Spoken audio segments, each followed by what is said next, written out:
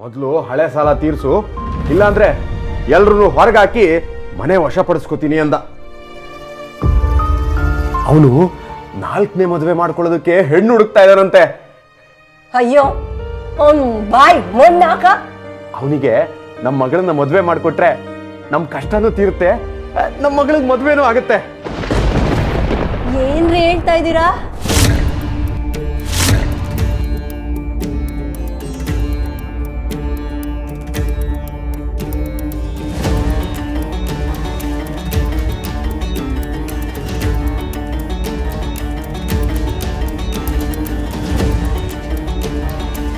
भवति भिक्षां देहि भवति भिक्षां देहि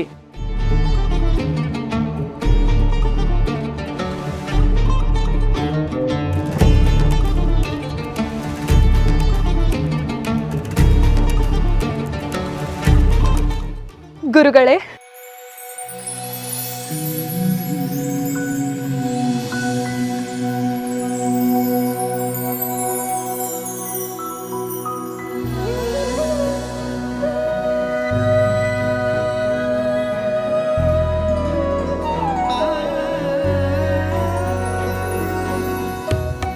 दीर्घायुष्मान भव.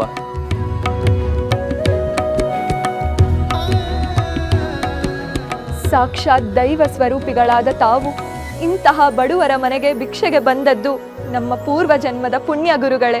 ಸನ್ಯಾಸಿಯಾದವನಿಗೆ ಬಡವ ಬಲ್ಲಿದ ಅನ್ನೋ ಭೇದ ಭಾವ ಇಲ್ಲ ಮಗು, ಎಲ್ಲ ಭಗವಂತನ ಇಚ್ಛೆ. ಅವನು ನಮ್ಮನ್ನು ಇಲ್ಲಿಗೆ ಕಳುಹಿಸಿದ, ನಾವು ಬರುವಂತಾಯಿತು. ನಮ್ಮ ಗುರುಗಳ ಹಸಿವನ್ನು ನೀಗಿಸಲು ನೀನು ಈ ಪ್ರಸಾದವನ್ನು ನೀಡಿದ್ದೀಯ. ನಿನ್ನ ಕಷ್ಟಕ್ಕೆ ಆ ಭಗವಂತ ನೆರವಾಗ್ತಾನೆ.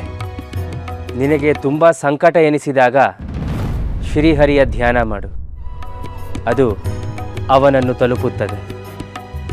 ನಿಮ್ಮ ಮುಖದಲ್ಲಿ ಒಂದು ದೈವಿಕ ಕಳೆ ಇದೆ, ಭಕ್ತಿ ಮಾರ್ಗದಲ್ಲಿ ಸಾಗುವ ಯೋಗವಿದೆ. ಆ ದಾರಿಯಲ್ಲೇ ಸಾಗಿ. ನಿಮಗೆಲ್ಲ ಒಳ್ಳೆಯದಾಗಲಿ.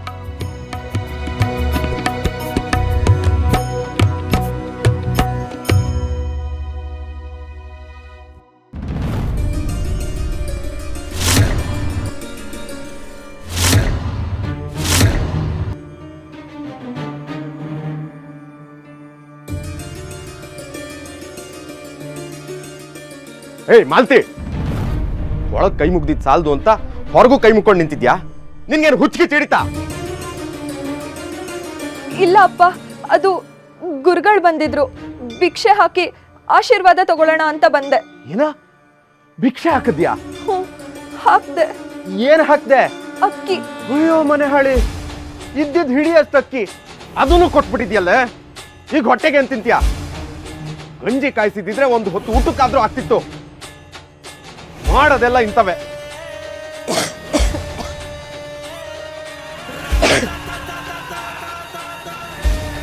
ನಮಗೆ ಇರ್ಲಿಲ್ಲ, ಯಾಕೆ ಕೊಡಕ್ ಹೋದೆ? ಮುಂದಕ್ಕೆ ಹೋಗಿ ಅಂದಿದ್ರೆ ಆಗ್ತಿರ್ಲಿಲ್ವಾ? ಅಮ್ಮ, ಭಿಕ್ಷೆಗೆ ಬಂದಿದ್ದು ಯಾರೋ ಅಲ್ಲ, ಸಾಕ್ಷಾತ್ ರಾಘವೇಂದ್ರ ಗುರುಗಳು. ಹೌದೇ? ರಾಘವೇಂದ್ರ ಶ್ರೀಗಳು ನಮ್ಮನೆಗೆ ಭಿಕ್ಷೆಗೆ ಬಂದಿದ್ರೆ? ಹೌದಮ್ಮ, ಅದಕ್ಕೆ ಇದ್ದಿದ್ದನ್ನು ತಂದು ಹಾಕ್ಬಿಟ್ಟೆ. ರಾಘವೇಂದ್ರ ಶ್ರೀಗಳು ಸಾಕ್ಷಾತ್ ದೈವ ಸ್ವರೂಪರು. ಅವ್ರು ನಮ್ಮನೆ ಬಾಗ್ಲಿಗೆ ಭಿಕ್ಷೆ ಕೇಳ್ಕೊಂಡು ಬಂದಿದ್ದಾರೆ ಅಂದ್ರೆ ಅದ್ ನಮ್ ಪುಣ್ಯನೇ. ಭಿಕ್ಷೆ ಕೊಟ್ಟು ಒಳ್ಳೆ ಕೆಲಸನೇ ಮಾಡಿದ್ಯಾ. ಒಂದೊತ್ತು ಊಟ ಇಲ್ಲ ಅಂದ್ರು ಬದುಕ್ಬೋದು ರೀ. ಬಾ ಮಗಳೇ, ನೀರು ಕುಡಿದು ಮಲ್ಗಣ.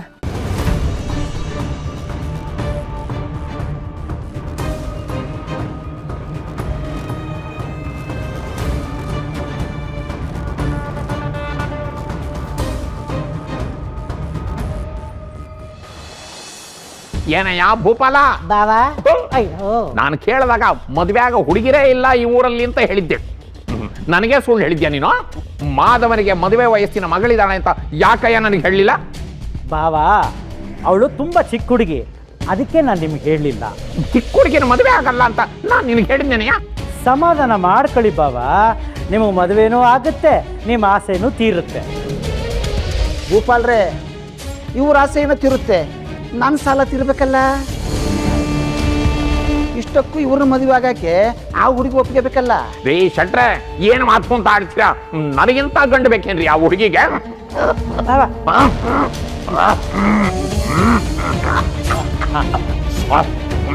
ಸ್ವಾಮಿ, ಆ ಹುಡುಗಿ ನಿಮ್ಮನ್ನೊಪ್ಪಿ ಮದುವೆ ಆದರೆ ನಮಗೂ ಸಂತೋಷ. ಆದರೆ ನನ್ನ ಸಾಲ ತೀರದೆ ಹೋದರೆ ನನಗೆ ಸಂತೋಷ ಆಗಲ್ವೇ? ರೀ ಶೆಟ್ರೆ, ಆ ಹುಡುಗಿನ ನೀವು ಒಪ್ಸಿ, ನಿಮ್ಮ ಸಾಲ ನಾನು ತೀರ್ತೀನಿ. ಒಟ್ಟಿನಲ್ಲಿ ನನ್ನ ಮದುವೆ ಆದರೆ ಸಾಕು.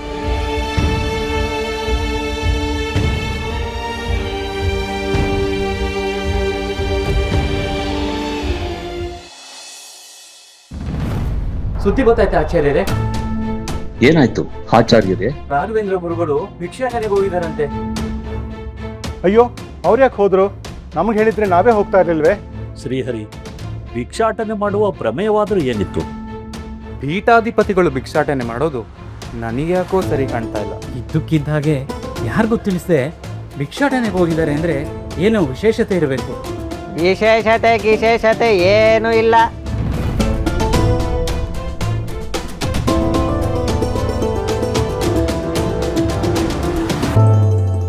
ಭಿಕ್ಷೆ ಬೇಡೋದ್ರಲ್ಲಿ ಎಂಥ ವಿಶೇಷ ಗೋವಿಂದ?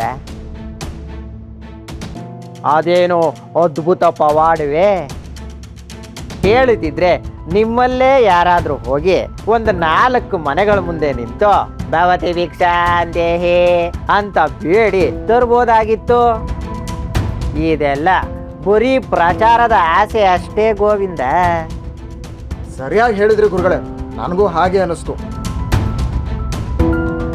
ಹೊರಗಡೆ ಬಂತು. ಗುರುಗಳಿಗೆ ಪ್ರಣಾಮಗಳು. ಗುರುಗಳು ಕ್ಷಮಿಸ್ಬೇಕು. ತಾವು ಆಜ್ಞೆ ಮಾಡಿದಿದ್ರೆ ಇವರೇ ಯಾರಾದರೂ ಭಿಕ್ಷಾಟನೆಗೆ ಹೋಗ್ತಾ ಇದ್ರು. ಯಾಕೆ ನೀವು ಹೋಗ್ತಿರ್ಲಿಲ್ವೇ? ನೀವು ಆಜ್ಞೆ ಮಾಡಿದ್ರೆ ನಾನು ಹೋಗ್ತಾ ಇದ್ದೆ ಗುರುಗಳೇ. ಇರಲಿ ಬಿಡಿ ಆಚಾರ್ಯರೇ, ಪುಣ್ಯ ಅನ್ನೋದು ಆಜ್ಞೆ ಮಾಡಿಸ್ಕೊಂಡು ಸಂಪಾದನೆ ಮಾಡುವಂಥದ್ದಲ್ಲ, ಅನುಭವದಿಂದ ಪಡೆಯುವಂಥದ್ದು. ನಮ್ಮ ಪುಣ್ಯಗಳನ್ನು ನಾವೇ ಸಂಪಾದನೆ ಮಾಡ್ಕೋಬೇಕು. ಬೇಡಿ ತಂದ ಭಿಕ್ಷೆಯಿಂದ ನಾವೇ ಮುಂದೆ ನಿಂತು ಪ್ರಸಾದವನ್ನು ಮಾಡಿಸ್ಬೇಕು ಅಂತ ಶ್ರೀ ಗುರುಗಳ ಆಜ್ಞೆಯಾಗಿದೆ. ಬನ್ನಿ, ತಾವೆಲ್ಲರೂ ಭಾಗಿಯಾಗಿ. ಸರಿ ಗುರುಗಳೇ.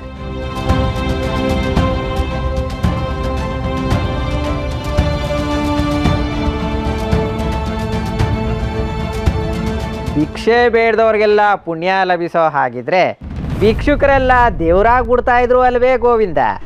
ಸರಿಯಾಗಿ ಹೇಳಿದ್ರಿ ಗುರುಗಳೇ, ನಿಮ್ಮ ಮಾತು ಅಂದ್ರೆ ಗಂಟೆ ಹೊಡೆದಾಗೆ. ಹೊಟ್ಟೆಲ್ ಗಂಟೆ ಹೊಡಿತಾ ಇದೆ. ಪ್ರಸಾದಕ್ಕೆ ಹೋಗೋಣವೇ? ನಡಿ ಗೋವಿಂದ.